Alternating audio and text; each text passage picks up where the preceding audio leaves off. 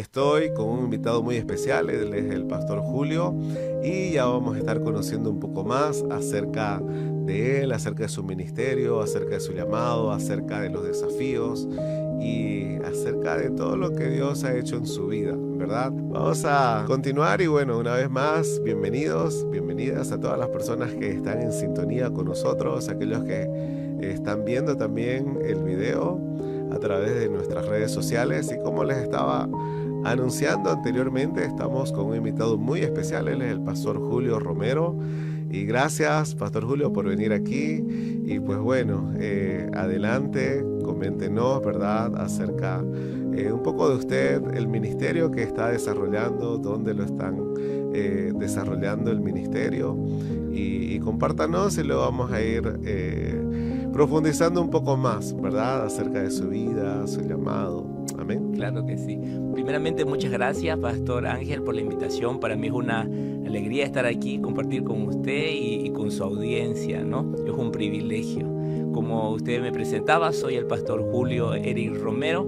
Estoy felizmente casado con la pastora Jimena Algarañaz. Tenemos una bebita, bueno, bebita le digo yo, pero ya es una niña de 9 años y estamos liderando la iglesia Gloria Eterna. Este mes pasado estuvimos de aniversario, hemos cumplido 13 años ya en este lugar. Estamos ubicados ahí en la avenida Paraguay, entre tercero y cuarto anillo. Una iglesia viva, apasionada, que ama al Señor. Amén, amén. Y estábamos comentando y que la audiencia también nos pueda acompañar, ¿verdad?, en este trayecto de su vida. ¿A los cuántos años usted recibió el llamado al pastorado, verdad? ¿Y cómo fue ese llamado al pastorado? Mire, fue muy interesante porque hay algo que yo aprendí con mi llamado, es que conectarte con las personas correctas muchas veces te va a alinear con el propósito de Dios para tu vida. Yo recuerdo que cómo fue que inicié yo el ministerio. Bueno, para empezar, mamá me llevó a la iglesia desde muy pequeño. Yo tenía unos 2 años y mamá llegó a la iglesia y prácticamente yo crecí ahí en la iglesia, ¿no? Con los pastores, ahí en ese lugar. Se llamaba la iglesia en ese tiempo Casa de Adoración, ¿no? Y a los 15 años yo empecé a comprometerme con la iglesia, a servir en diferentes ministerios, pero ya cuando cumplí los 25 años, recuerdo, yo trabajaba de profesor en un colegio, de profesor de música, y mi amigo, el hijo del pastor Samuel, él un día llega y me dice: te cuento que he renunciado a mi trabajo, dice. Y él ya era licenciado en economía, y tenía un buen trabajo, estaba ganando bien, estaba recién casado, y a mí me sorprende la noticia. Le digo: ¿pero por qué? Si te está yendo muy bien. Y me dice: te cuento que le voy a ayudar a mi papá, voy a dedicarme a tiempo completo a servir en la iglesia. Y yo le digo: yo también quiero, yo también quiero hacer lo mismo. Yo tengo eso también en mi corazón. Y él me dice: pero entonces habla con mi papá, me dice. Habla con mi papá. Y así fue que inició este desafío, podemos decir, esta aventura, ¿no?, de servirle al Señor, motivado, inspirado por un buen amigo. Y así fue que empezamos, a mis 25 años. Y ya luego de 2 años de trabajar en la iglesia fue que recibo el llamado a pastorear, ¿no?, la iglesia Gloria Eterna. Más o menos así fue que empezamos todo. Wow. Tremendo, tremendo, ¿verdad? Qué fundamental y qué importante es los amigos que están alrededor de uno, ¿verdad? Porque los amigos definitivamente son una influencia para nuestra vida. Y dentro de su llamado pastoral, ¿verdad? ¿Cuál ha sido el proceso que usted ha tenido que pasar? Que usted ha creído, ¿verdad?, que era necesario hacer, o cuáles eran quizás los requisitos que le imponían, ¿verdad? ¿Cómo usted se ha preparado y cómo el pastor Julio Eric Romero se prepara para ser pastor y ser un mejor pastor cada día? Claro, como le comentaba, ¿no?, en la historia A los 25 años empecé a trabajar, y en ese tiempo me casé, ¿no? Felizmente casado, y ya llevábamos como 6 meses de estar casados, y en ese tiempo la iglesia que yo pertenecía, de mi pastor Samuel González, se llama él, se trasladó y se empezó a construir una iglesia nueva en la zona del Plan 3000, y se edificó una iglesia más grande. Entonces toda la iglesia empezó a congregar allá, en ese lugar, y la iglesia donde nosotros pertenecíamos se iba a vender. Entonces todos nos fuimos para allá.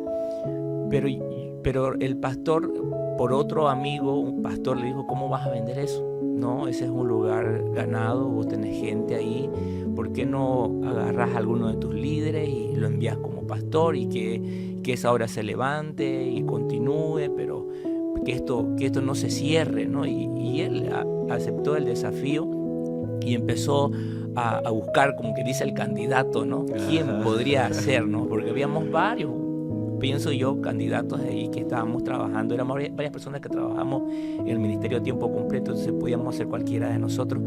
Pero algo que yo aprendí con el llamado al pastorado es que Dios promociona disponibilidad y servicio. Y no siempre el título, ¿no? El título, o tal vez la fama. Hoy que muchos los cristianos buscamos la fama, pensamos que eso nos va a catapultar, pero Dios promociona la disponibilidad y el servicio. Y esto lo digo porque recuerdo que ya Dios venía trabajando en nosotros como casados, y Dios había puesto en nuestro corazón de que algún momento íbamos a ser enviados como pastor, y veníamos orando sin que nadie sepa. Nosotros, me acuerdo, recién casaditos, solo oramos por nuestra futura iglesia, por los líderes. Parecíamos locos, ¿no? Sirviendo. Mi esposa en ese tiempo estaba sin trabajo. Nuestro comienzo de nuestro matrimonio fue un momento difícil, pero estábamos orando por ese llamado que Dios ha puesto en nuestro corazón, que nadie nos había dicho nada de eso, pero Dios había puesto eso en nuestro corazón. Ni teníamos tampoco idea de lo que el pastor estaba planeando hacer, pero recuerdo que habíamos terminado, él me agarraba la escalera, y yo estaba pintando allá en la nueva iglesia, pintando la pared, y él me mira hacia arriba y me dice: oye, Julio, me dice, si yo te envío a pastorear allá a Conavi, porque está en barrio Conavi, ¿vos qué pensás? ¿Vos qué me decís? Y yo ni la dudo, ni la pienso, le digo: yo sabía que usted me iba a decir eso. Yo sabía que usted me iba a enviar allá, ¿no? Porque veníamos orando por eso, entonces como que yo ya lo sabía, ¿no? Sabía que te iba a decir eso. Y años después, él me dice: si vos hubieras dudado un poquito, si me hubieras dicho, lo voy a hablar con mi esposa, o pastor, déjeme orarlo, es una decisión importante. Y yo, mi señal de que vos eras la persona indicada, es que no ibas a dudar ni un solo momento, de que voy a decir: sí, yo voy, ¿no? Yo voy. Entonces eso de estar disponible, ¿no?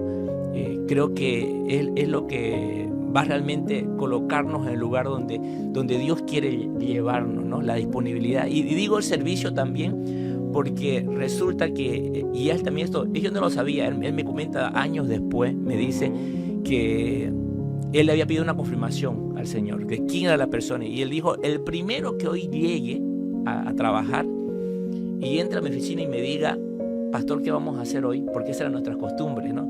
Pastor, ¿qué vamos a hacer hoy? Y él nos mandaba allá. Y dice que yo llegué ese día, fui el primero que llegué, y entro a su oficina y le digo: pastor, ¿qué vamos a hacer hoy? ¿Qué vamos a hacer ahora? Entonces eso fue lo que él le confirmó, ¿no? Bueno, parece que es Julio el que vamos a enviar, ¿no? Él tiene que ir allá. Y la verdad que para él fue una decisión difícil. Yo, poniéndome ahora en su lugar, éramos 2 muchachitos. Yo tenía 27 años, mi esposa tenía 20 años. Estábamos recién casados, 6 meses de matrimonio. Los que están casados saben que a veces el primer año es de ponerse de acuerdo, es difícil. Entonces fue una decisión importante, pero yo pienso que lo que nos dio esa oportunidad de de poder entrar al ministerio, recibir ese llamado, fueron estas dos cosas, ¿no? Que Dios promociona la disponibilidad y promociona el servicio. Con eso no estoy diciendo que no tenemos que buscar prepararnos un título, porque dije más que el título, más que la fama, pero sino que Dios pone como prioridad eso, ¿no? La preparación es necesaria. Yo, años después de recibir el llamado, estuve estudiando teología. Mi primera carrera fue comunicación social. Como parte de mi preparación siempre dije, yo quiero ser alguien que comparte el evangelio a través de los medios de comunicación. Y luego de eso entré a estudiar teología porque entendí de que era necesario prepararnos, estudiar, conocer, hacer las cosas como Dios nos manda en su palabra, como Dios nos enseña a través de ella. Entonces, pero creo que eso son las dos cosas más resaltantes, ¿no? que yo aprendí en ese proceso de ser llamado al ministerio, ¿no? Wow, tremendo, ¿no? Tremendo, porque incluso hasta en los pequeños detalles Dios es fiel, Dios es interesante, ¿verdad? Intencional. Y pues bueno, qué gozo poder saber, ¿no? De que cuando hay un corazón realmente dispuesto, pues Dios obra, ¿no? De una forma sobrenatural. Pastor Julio, antes de ir a un siguiente corte, ¿cuál ha sido, verdad, uno de los desafíos más grandes que usted puede decir que ha enfrentado como pastor, ¿verdad? Que el pastorado le ha significado, ¿verdad? ¿Cuál ha sido el desafío más grande? Creo que uno de los momentos más difíciles que nos tocó enfrentar como pastores y a la vez como familia fue en la etapa en que nació mi bebé, ¿no? Ahí aprendimos que el ministerio se sustenta por medio de la fe, ¿no? Dios responde a la fe y no siempre a la necesidad, pero Dios sí responde a la fe y esto lo aprendimos en uno de los procesos más duros que nos tocó vivir como pastores y como familia. En primer lugar, nosotros no podíamos tener hijos, ¿no? Habíamos pasado 5 años ya estar casados y mi esposa no tenía ningún método anticonceptivo, pero no llegaba la niña, no llegaba el embarazo.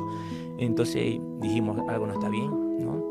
Lo normal es que si la mujer no se cuida, ¿no? Entonces, y fuimos al médico y para hacer la historia corta, los médicos después de todos los exámenes dijeron, bueno, ustedes no pueden tener hijos. Entonces, si ustedes quisieran tener hijos, esto es un proceso muy largo, muy caro, así que ustedes no pueden tener hijos. Y nosotros dijimos, bueno, Dios puede hacerlo, pero antes de ir por la medicina, yo le dije, primero oremos. Y le propuse a mi esposa, entremos a 50 días de oración. Wow. Vámonos todas las mañanas a la iglesia, todas las mañanas, sin faltar una sola. Vámonos a orar para que Dios nos bendiga con un bebé, con tú te puedes embarazar, con familia.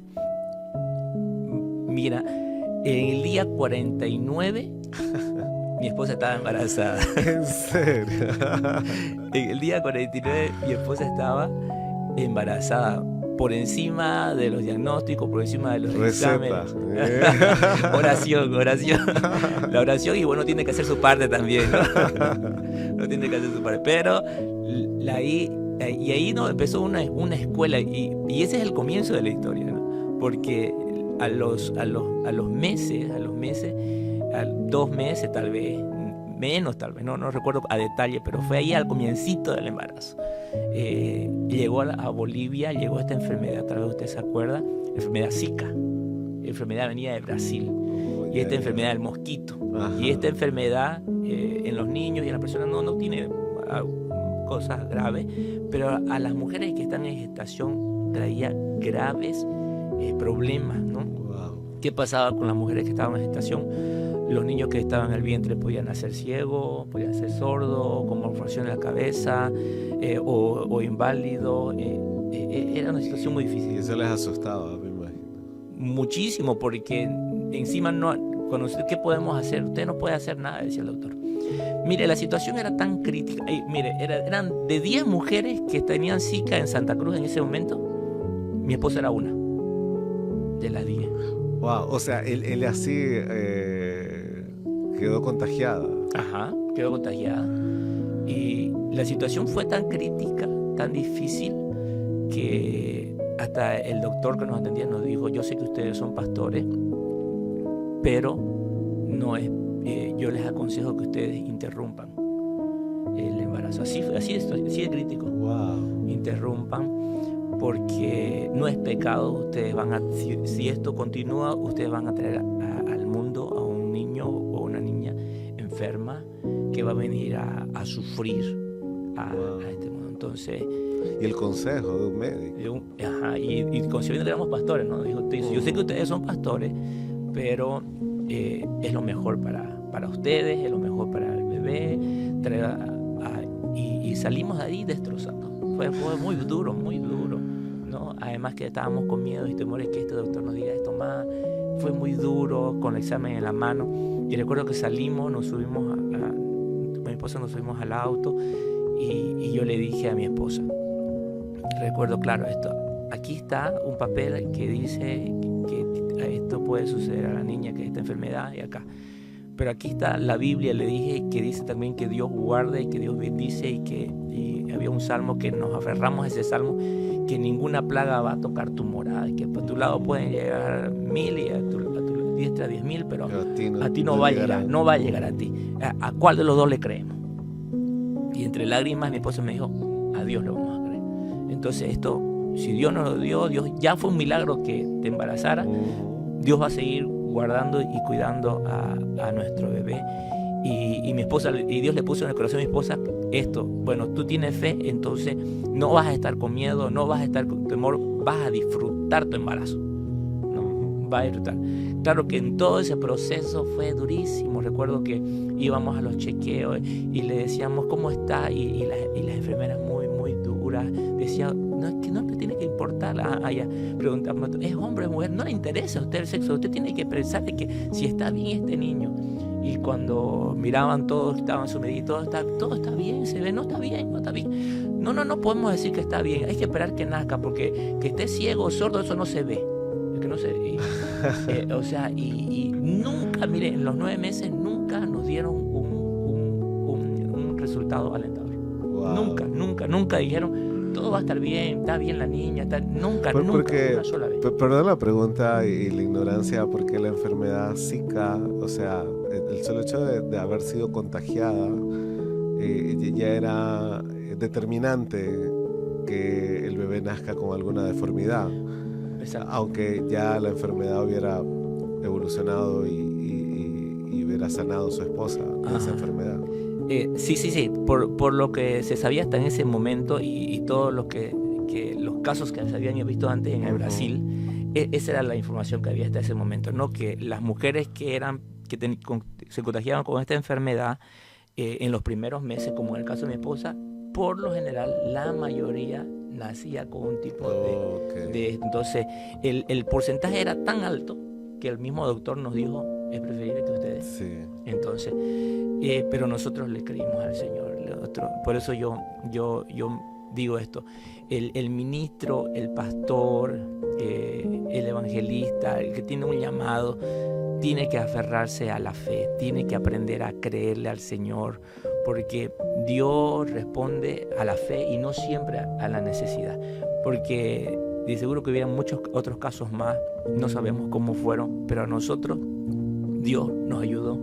Pasaron los 9 meses y la niña nació completamente sana. Wow. Completamente sana por completo, sana, gorda y completamente sana.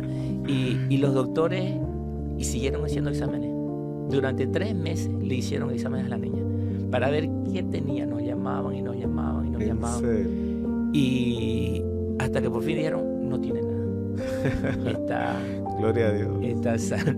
Entonces, creo que el ministro, el pastor, tiene que aferrarse a su fe y saber que lo lo va a sustentar en medio de cualquier prueba, de cualquier situación, es la fe que deposite en el Señor, en sus palabras, en sus promesas. Y Dios no siempre va a responder a la necesidad. Necesidad tenemos todos. Pero ¿por qué unos logran superar? ¿Por qué unos avanzan un poco más? ¿Por qué el otro logran a ciertos objetivos? Es porque han puesto en práctica su fe, han decidido creer, aferrarse a esa palabra y caminar sobre ella, ¿no? Entonces Dios responde a la fe y no siempre a la necesidad. Necesidad tenemos todos, pero también todos podemos creer en Él. Tremenda enseñanza, tremendo testimonio, qué profundo de verdad. Y pues bueno, vamos a continuar conociendo un poco más acerca de la vida, la trayectoria del pastor Julio Eric Romero. Y pues bueno, pastor, otra de las preguntas, ¿verdad?, que hacemos aquí en el programa, aparte de las luchas, los desafíos, ¿verdad?, que uno enfrenta en el ministerio pastoral, ya nos comentó, ¿verdad?, acerca del tremendo y poderoso testimonio que como familia pasaron, ¿verdad? Pero en lo ministerial, quisiera compartir quizás alguna experiencia, algo que realmente haya sucedido, ¿verdad?, que ustedes hayan enfrentado y cómo Dios ha sido fiel, ¿no?, para que ustedes pudieran atravesar por todo eso. En lo ministerial, creo que uno de los últimos desafíos que nos tocó enfrentar fue la reconstrucción del templo, ¿no? Como les decía, nosotros como que heredamos un templo y empezamos el ministerio de cero y estuvimos por varios años en ese lugar, pero ya ese lugar tenía ya un ciclo, ya habían pasado como 30 años y estaba muy deteriorado, tenía gotera, era una construcción antigua. Entonces, hasta por norma se nos exigía remodelar, reconstruir, ¿no? Y empezamos a soñar, ¿no? Empezamos a soñar, para empezar, una iglesia pequeña de no más de 100 personas y pensar en construir un templo, ¿no?, que demanda mucha inversión. Entonces, era un desafío grande, ¿no? Un desafío grande, pero veíamos que era algo que se necesitaba hacer. Entonces lo que hicimos con mi esposa, y me acuerdo que fue orar, y dijimos, nos enteramos de una organización en los Estados Unidos que podría ayudarnos con una cierta parte. Nos dijimos, si esta organización nos aprueba y nos ayuda, bueno, eso es una señal de que Dios va a estar con nosotros y que lo demás lo vamos a trabajar y que Dios lo va a proveer. Y bueno, hicimos el proyecto sin muchas esperanzas porque todavía ni siquiera nosotros éramos un candidato como lo que ellos esperaban, porque por ellos apoyaban a iglesias pequeñas en una construcción, una iglesia nueva, no reconstrucción, no remodelación, o sea, tenía que ser de cero. Oh, ya. ¿Me entiendes? Entonces no éramos nosotros los candidatos, ¿no? Ajá. Los candidatos. Pero dijimos, no perdemos nada y si esto es del Señor, lo van a probar y va a ser la señal de que Dios va a estar con nosotros y que esto va a avanzar. Entonces hicimos, me acuerdo, el proyecto lo mejor posible, lo presentamos, hicimos los planos, buscamos al arquitecto. Mire, ¿cómo fue el desafío tan grande que para hacer los planos de la nueva construcción, en ese tiempo el arquitecto, de manera muy económica, yo le iba a cobrar 2.000 bolivianos. Y no teníamos ni esos 2.000. ¿Qué hicimos? Reunimos a los líderes ahí, que éramos como unas 20 personas, y dijimos, bueno, para empezar tenemos que tener esto, ¿no? Entonces, yo desafío a la iglesia que podamos, a los líderes aquí, que nosotros seamos generosos, esto creemos que es de Dios y si esto va, Dios va a estar con nosotros. Y así fue que empezamos, ¿no?, con eso, y lo hicimos. Esta gente estos hermanos vinieron de visita a Bolivia y llegaron a la iglesia, así como que dice de imprevisto, de casualidad, los esperamos, vinimos a la iglesia, le presentamos y le caímos en gracia, y ellos vieron el proyecto, les gustó la manera en que los presentamos, y hasta dijeron, me acuerdo que dijeron algo que me llamó mucho la atención a la persona encargada: así como yo quiero que me presenten, ¿no? así tiene que ser, porque nosotros presentamos con planos, con todo, Claro. con todos los requisitos que pedían para la construcción, todo lo acomodamos ahí. Pero además de la preparación, Fueron bien diligentes, ¿verdad? exacto, ¿no? En esa parte como que le pusimos esmero y dijimos, vamos a hacerlo bien, Ajá. ¿no? Y a ellos también lo recibimos muy bien, ¿no? Recuerdo que hasta mi esposa, muy detallista, preparó algunos presentes porque ellos eran de otro país, entonces Claro. a llevarse algo de Bolivia. Pero Ajá. más allá de eso, yo quiero rescatar algo en ese desafío que nos tocó. Yo me determiné en ese tiempo pasar tiempo orando. Y recuerdo que en la parte de arriba de la iglesia había como un pequeño, era una segunda planta, pero había un pasillo, y yo me acuerdo que mi lugar de oración era ahí, ¿no? Y caminaba en ese pasillo, me sentaba en una silla a orar, pasaba tiempo orando ahí. Y cuando ellos subieron arriba y ya vieron el lugar, y ellos dijeron, nosotros les vamos a ayudar con una parte, pero ustedes tienen que trabajar por la otra parte. Eso ustedes lo tienen que colocar. Era mucho más del 60% de lo que nosotros tenemos que trabajar. Un desafío grande, ¿no? Un desafío grande. Pero recuerdo que él dijo, ustedes están de acuerdo, y nosotros dijimos, si ellos nos aprueban lo que nosotros presentamos, es señal de que Dios nos va a ayudar. Entonces hay que meterse, ¿no? Y recuerdo que él me extendió la mano, me dijo, ¿ustedes aceptan esto? Y yo me acuerdo que le extendí la mano y dije, acepto, lo hacemos, vamos a hacerlo, nos vamos a meter a esto. Y bueno, ahí pasó. Pero luego me di cuenta que justo el lugar donde cerramos, como dice, el trato, ¿no? Era el lugar donde yo había estado orando todo ese tiempo. Entonces ahí yo aprendí de que los proyectos de Dios, los planes de Dios, más que recursos, demandan oración, ¿no? Que los recursos más bien van a llegar en respuesta a la oración del pastor, a la oración de la iglesia, ¿no? Y justamente eso fue lo que le propusimos a la iglesia en ese tiempo. Le dijimos, bueno, para llevar este proyecto vamos a hacer 3 cosas. Vamos a orar, vamos a trabajar como iglesia todos juntos, y vamos a ofrendar. Esas 3 cosas vamos a hacer entre todos.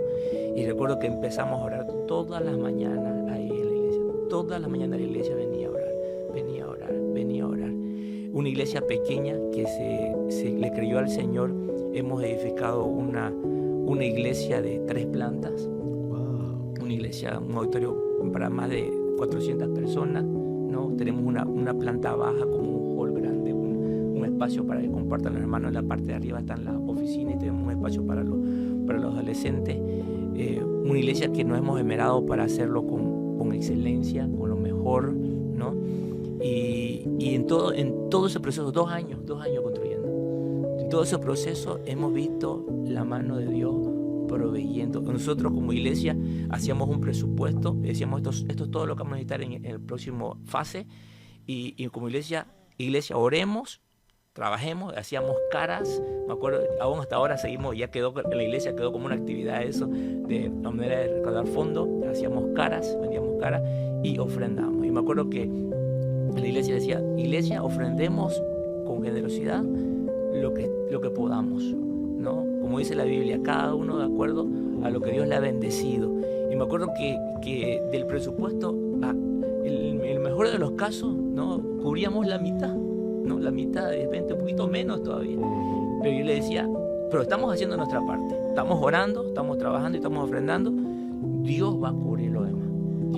Y era impresionante, pero cada fase se lograba completar, de un lugar, de otro, de acá, de allá. Hay un testimonio sorprendente que yo tengo. Recuerdo que esa semana teníamos, no me acuerdo bien qué era lo que teníamos, pero yo sabía el monto que necesitaba, era 40.000 bolivianos. Yo necesitaba 40.000 bolivianos para esa semana, solamente para esa semana tenía que cubrir eso.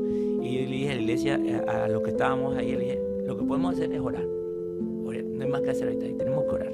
Y recuerdo que fuimos a orar en la mañana, Y yo ni siquiera le decía a la iglesia el monto, ¿para qué ponerle esa razón? Le decía, hermana, oremos por esto, necesitamos para esto, hay que orar por esto. Y recuerdo que oramos y estuvimos ahí orando, y al final de la oración, en la mañana, orábamos de 6 a 7 de la mañana, una hermana viejita se acerca y me dice, pastor, ¿cuánto es lo que usted necesita? Me dice. Y yo, 40.000 bolivianos, le digo, hermana. Y ella me mira y me dice, yo se lo presto, yo se lo presto, me dice. Y yo, no, hermana, le dije 40.000, yo se lo presto, me dijo. ¿Y con cuánto de interés? No, me dijo, sin interés, me dijo, y me lo devuelve cuando pueda. Imagínense que alguien venga y te diga, para empezar, que no se lo pida. Ajá. Segundo, que te lo preste sin interés. Tercero, que te diga que se lo devuelvas cuando puedas. Cuando puedas. Entonces, esa es una, ¿no?, de muchas que vimos como Dios proveía para su proyecto, para su visión, para su templo, para su iglesia. Y creo que eso fue uno de los desafíos más grandes. Y ahí nosotros entendimos de que no es con pericia, no es con la habilidad, no es con la inteligencia, ni siquiera con nuestros recursos, porque con nuestros recursos no haya sido posible. Eso es una realidad. Con nuestros recursos no haya sido posible. En nuestras fuerzas eso no se puede construir. Tanto así que una vecina, sorprendida por el edificio, es uno de los edificios más bonitos de la calle. Digo, ¿qué iba a decir? Digo, no, que ustedes iban a construir algo así. Yo no supe si me estaba alabando o se estaba alegrando, pero dije, es verdad, ¿quién iba a decir? Nosotros no podemos, pero Dios sí puede. Entonces no es con pericia, no es con habilidad, no es ni siquiera con nuestros recursos, pero sí es posible con el poder de Dios. Sí es posible. Me llama mucho la atención y me encanta la historia, ¿sabe por qué? Porque recientemente estaba hablando con una persona de otra iglesia y muchas veces las iglesias pasan por crisis económica, financiera y todo, y no hay para esto, no hay para esto otro, y surge esto, ¿no? Bueno, vamos, hermanos, vamos a orar. Vamos a levantar, a hacer actividad pro templo. Me decía Ángel, hace 20 años que estoy en la iglesia y escucho la misma historia, pro templo, y hasta ahorita nada. ¿No? Entonces y yo me pongo a pensar y a recordar también de otras iglesias que yo he escuchado que están en pro templo, ¿verdad? Y no vemos ese templo, ¿verdad? Pero qué importante realmente es la decisión, la determinación. Pero yo creo la obediencia a Dios, ¿no? Y en la obediencia está la bendición y Dios bendice. Qué tremendo lo que Dios hace. Algo que quiero acotar ahí, yo pienso que, como decía, ¿no?, es el poder de Dios ahí obrando, pero también yo puedo decir que algo que atrajo los recursos, la bendición de Dios para que ese proyecto se lleve a cabo, es que la generosidad empieza con nosotros, con los pastores. Empieza con nosotros, con los pastores, ¿no? Cuando el pastor es una persona generosa, que él mismo practica los principios del diezmo, ¿no?, la ofrenda, las primicias. Cuando el pastor y los líderes son los primeros, porque por ejemplo nosotros hicimos una valla y dijimos, vamos a hacer 3 cosas: vamos a orar, vamos a trabajar y vamos a ofrendar. Y recuerdo que ahí en esa valla puse, empezando desde los pastores, los líderes, la iglesia en general y todo aquel que quiera ayudar. Entonces ahí establecimos que quienes iban a dar el ejemplo, ellos iban a ser nosotros los pastores. Y en realidad así fue.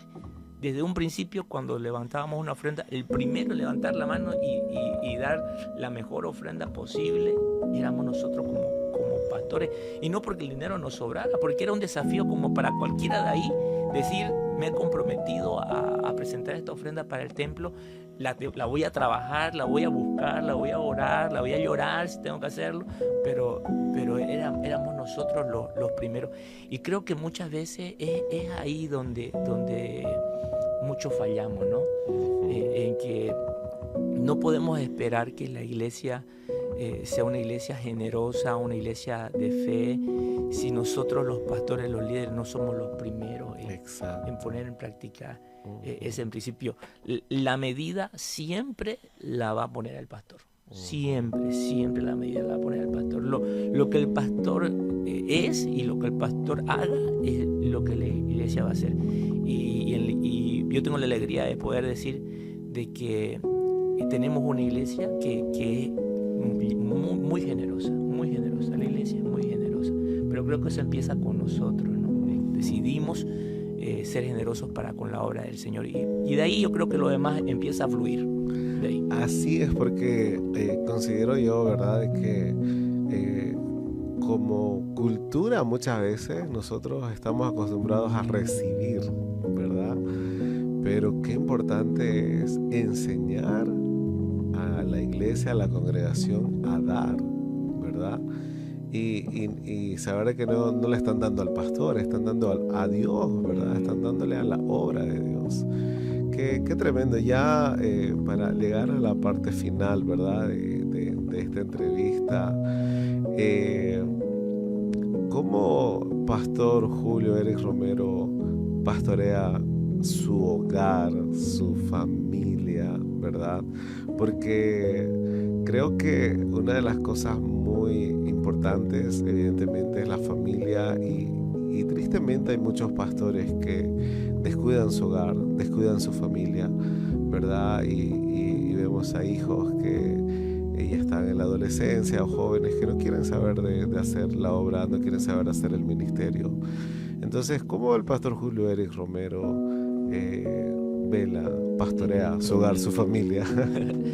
Estoy felizmente casado, son 13 años de matrimonio, mi hijita tiene 9 años y en este momento todos estamos trabajando en el ministerio. En un comienzo no fue así. Mi esposa trabajaba en medios de comunicación, en la televisión, en la radio, y por 7 años ella trabajaba afuera y yo trabajaba en la iglesia. Y eso fue bueno porque, como decía yo hace un momento, los primeros generosos debemos ser nosotros los pastores. Y mi esposa tenía buena situación económica, entonces nosotros fuimos, como quien dice, los primeros en decir, vamos a comprar silla, vamos a comprar los equipos, vamos a hacer esto, vamos a lo otro. Y entonces fue bueno, pero llegó un momento en el que Dios nos movió a que ella ya tenía que entrar al ministerio, y esa fue una decisión difícil, ¿no? Porque en parte también dependíamos de ese ingreso en gran medida, era una gran ayuda. Entonces, además que teníamos el seguro para la niña, el médico, pero decidimos con ella, guiados por el Señor, a tomar ese paso importante, y ella entró al ministerio. Wow. Pero algo que yo veo ahí es que, por ejemplo, el momento que ella entró a trabajar a tiempo completo a mi lado, la iglesia se potenció, fue otra. De poder cubrir y pastorear cierto número de personas y tener cierto número de líderes, la iglesia cambió rotundamente. Entonces yo me di cuenta ahí que el verdadero potencial de un pastor está en el trabajo unido que tiene con su esposa, ¿no? Si yo puedo hacer algo hasta este punto, con la esposa vamos a lograr mucho más. Y yo veo eso, ¿no? El trabajar en unidad con la esposa es clave en el ministerio. Y la manera en que yo pastoreo, si se puede usar ese término, en la familia, es a través del ejemplo, ¿no? Es a través del ejemplo. Creo que más que hablar, más que decir, hace esto, aconsejarla, creo que a la familia se la lidera con el ejemplo.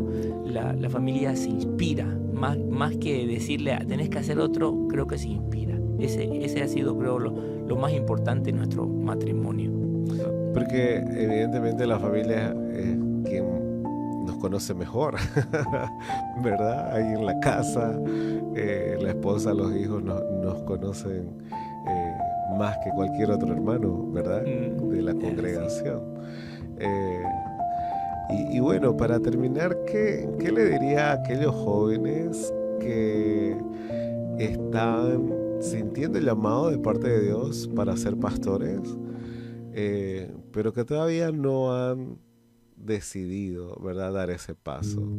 ¿Qué le diría? Y una de las cosas que antes de cerrar, ¿verdad?, que me llama mucho y me bendice mucho, ¿verdad?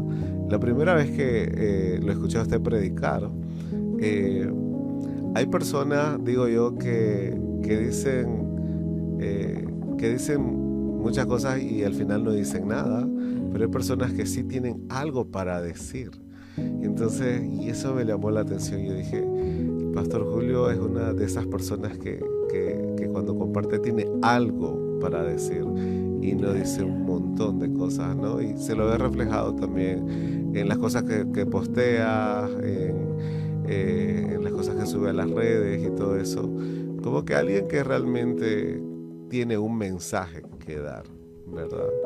Entonces, ¿qué mensaje le daría a aquellas personas, aquellos jóvenes que están con ese llamado de parte de Dios a servirle a tiempo completo, a ser pastores, pero que todavía están en el valle de la indecisión? Bueno, si esa persona, si esos jóvenes ya tienen un llamado de parte de Dios, yo les desafío a que pidan confirmación, y si ya Dios le confirma 1, 2, 3 veces, pues hay que dar el paso. Como yo les contaba en mi llamado, yo me sentí desafiado con este amigo, ¿no?, que tomó la decisión. Yo dije, yo también quiero. Y cuando yo fui a hablar con el pastor, recuerdo que le dije, pastor, yo quiero trabajar acá a tiempo completo, así como lo está haciendo Samuel. Y él me dijo, bueno, Julio, sos bienvenido, pero vos tenés que saber que aquí nosotros estamos por fe. Yo no puedo ofrecerte un salario, yo no puedo ofrecerte un monto. Aquí estamos por fe. Y además, yo quiero que me digas por qué vos querés estar aquí, me dijo, por qué vos querés entrar al ministerio. Y yo le dije esto, lo recuerdo bien, yo le dije, porque yo sé que este es mi lugar. Yo sé que este es mi lugar. Yo sé que pueden pasar los años y yo puedo ir a trabajar allá y darme la vuelta por allá y hacer una cosa y otra, pero yo sé que al final yo voy a terminar aquí. Y si yo voy a terminar aquí, ¿por qué voy a perder el tiempo en otro lado? Mejor desde hoy empiezo. Entonces, yo quiero decirte, joven, señorita, que tienes un llamado de parte de Dios. Si tú sabes que ese es tu lugar, no pierdas el tiempo. Mucho tiempo atrás el testimonio era ¿no? Yo soy tal profesional, y sentí el llamado de Dios y ahora, y ese era lo glorioso. ¿Sabes qué va a ser lo glorioso hoy? Decir, yo recibí el llamado de Dios a mis 15 años y a mis 18 entré al seminario, entré a la universidad, me preparé y estoy sirviendo al Señor a los 20 años ya con una carrera, con una preparación, ¿no? No que con otras ramas están intentando hacer lo mejor posible. Eso fue bueno por un tiempo, eso está bien, y damos gloria a Dios por esta gente valiente que dejó profesiones y dejó tantas cosas y decidió seguir al Señor, obedecer a Dios. Eso hay que honrarlo y hay que bendecirlo y hay que darle gracias. Pero creo que viene un tiempo en el que tenemos un llamado, ¿no? Y desde esa edad decimos, empiezo a prepararme y tomamos la decisión de seguir. Ya el Señor Jesús de niño decía, en los negocios de mi padre tengo que estar. La tenía clara dónde tenía que estar, qué es lo que debería hacer. Entonces, el desafío creo que para esta nueva generación es decir, yo fui llamado y desde ya me empiezo a preparar, empiezo a estudiar, empiezo a hacer, como que dicen, ¿no?, carrera, pero dentro de las cosas del Señor, sabiendo que ese llamado que Dios ha puesto en su corazón es realmente para lo cual tiene que vivir, y que si estamos haciendo cualquier otra cosa, realmente estaríamos perdiendo el tiempo. Amén. Muchísimas gracias, qué tremendo. Y en realidad mi anhelo, mi deseo es que este mensaje pueda llegar a muchos jóvenes también. Y gracias por venir, gracias por darse el tiempo y gracias por compartir. Y a toda la audiencia que está viéndonos y sintonizándonos, pues gracias por acompañarnos. Que el Señor les bendiga. Gracias, pastor. Muchas gracias por la invitación.